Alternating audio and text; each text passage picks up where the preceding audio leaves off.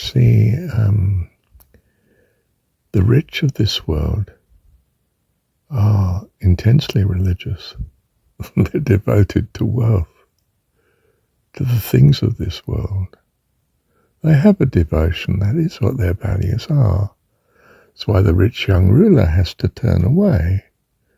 He can't give all he has to the poor because that's his security, that's his God. He trusts in the temporal. Oh dear, he's at risk. How hard it is for those that to be religious in the normal understanding of the word.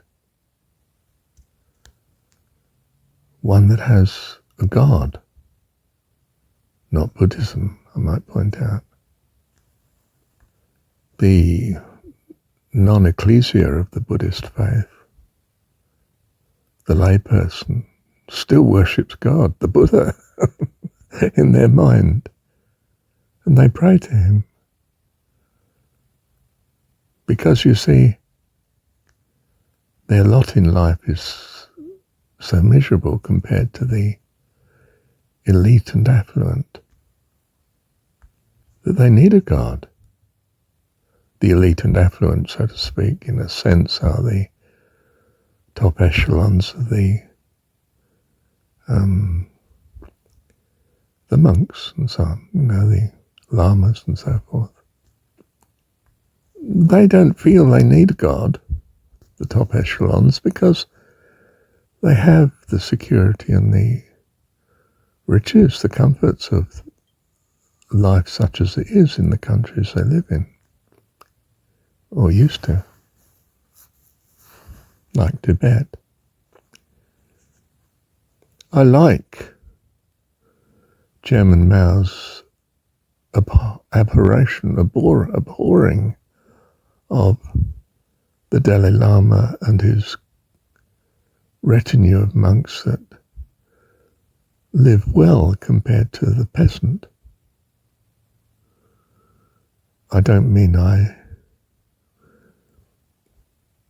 I'm picturing Chairman Mao as some nice, kind person, but he has a persuasive view. What is this third of the nation or something crazy that's living off the desperately poor? A society that stagnates and remains as such, what, forever? He's going to change that. And the Dalai Lama realizes there's no way I can shift this man. And he flees his presence and flees Tibet. And wisely so too, of course. But the poor go for a religion that has God because they're not deceived by worshipping the things of this world. I pray not for the world, says Jesus, but for those whom thou hast given me, those who seek me. And of course in the Jesus story, understanding especially those that have ears to hear. In that sense, I suppose. And I think I mean by that those that are disillusioned by worshipping wealth because they don't have it, not those that, in not having it, long for and worship wealth. There's a difference. The first group can hear what Jesus says. The second can't. They're still mesmerized by the wealth of the affluent and long to emulate, copy, be such. They're ensnared in the world, you see. And far from blessing them, it's torturing them with poverty, and so they see the way out as to become the oppressor rather than the oppressed. That's not the ones with ears to hear, not the ones that Jesus is wishing to talk to. There's no point in talking to the poor that vote Conservative, really, from a socialist point of view. Those that are not yet disillusioned. by this world.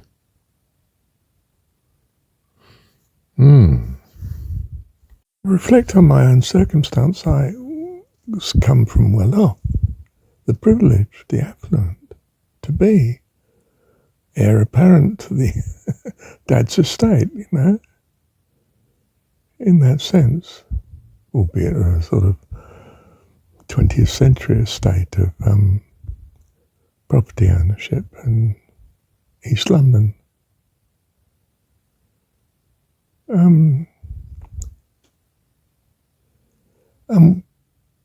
Finally, by the grace of God, what little I had left due to, you might say, extremely unwise situation of 3 divorces in a row in the course of, I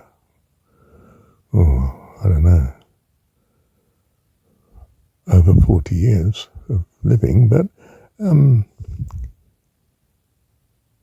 then gave away what little he had left because it was of no value.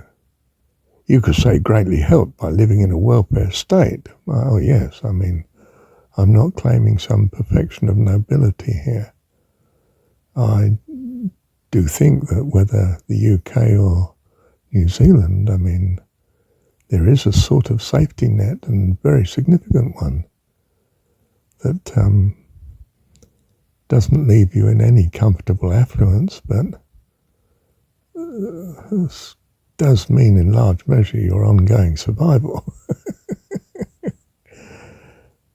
And that was wise to do too. But if you don't survive in this world, I don't know how rational it was, but if you don't survive in this world,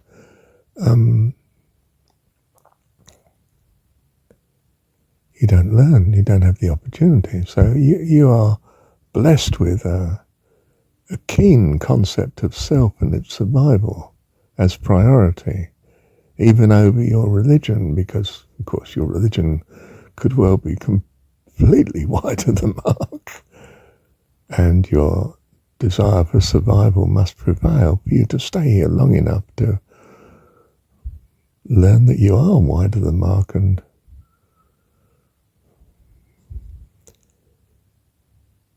focus rather more on what you truly value.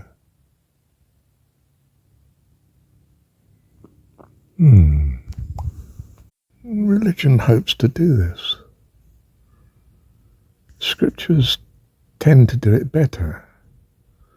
Religions are a sort of degeneration of their owned scripture. I mean, compare 2,000 years of Christianity with John's Gospel. I mean, it's hard to see how one came from the other, isn't it?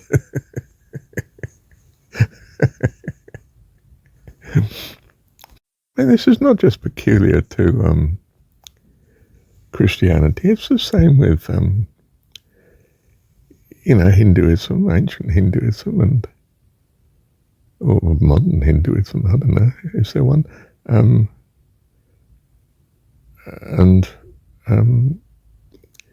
Islam's the same. I mean,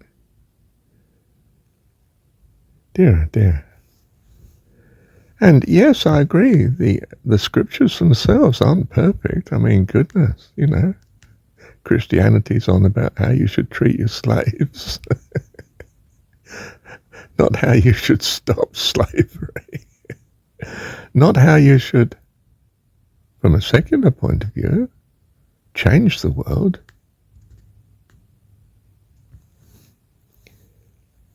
It's not Judaism, it's not bringing in the perfect society of supposed Israel ruling the world. That's a bit of a frightening notion, isn't it, for most people? No, Scripture's not about, ideally, well, I think this is our view now anyway, changing the world. It's about the individual, rescue of the individual, not rescue of, the Hebrew people. Not rescuing the United States to bring its world system to the world. Its view of, what was its view of democracy? I don't know what its view is now.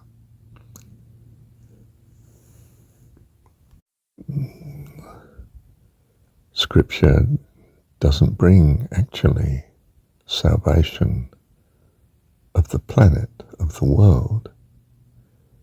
It brings rescue of the individual.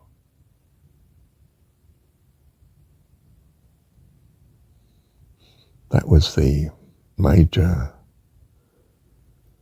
change that Christianity brought to Hebrew religion. Well, should we say Judaism?